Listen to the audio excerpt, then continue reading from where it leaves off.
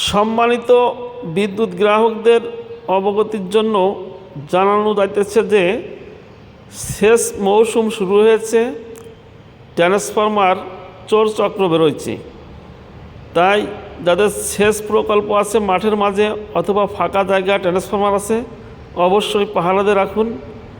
অনেকেই আমাদের কমেন্ট করেন যে একটা ট্রান্সফরমার চুরি হয়েছে, সরাসরি অফিসের লোকের দোষ দেন। এটা বাস্তবে চোখে দেখেন।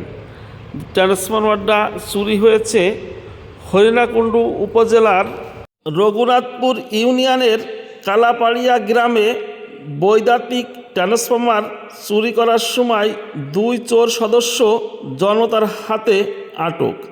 আনুমানিক রাত 1:30।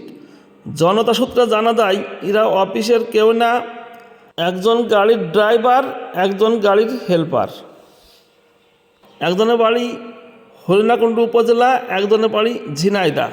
তাহলে আপনারা দেখুন বৈদ্যুতিক ট্রান্সফরমার কারা চুরি করে। যাদের বিশেষ করে সেচ প্রকল্প আছে অবশ্যই ট্রান্সফরমার পাহারা দিয়ে রাখবেন।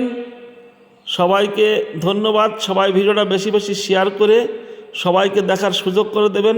সবাই ভালো থাকবেন, সুস্থ থাকবেন। আল্লাহ হাফেজ।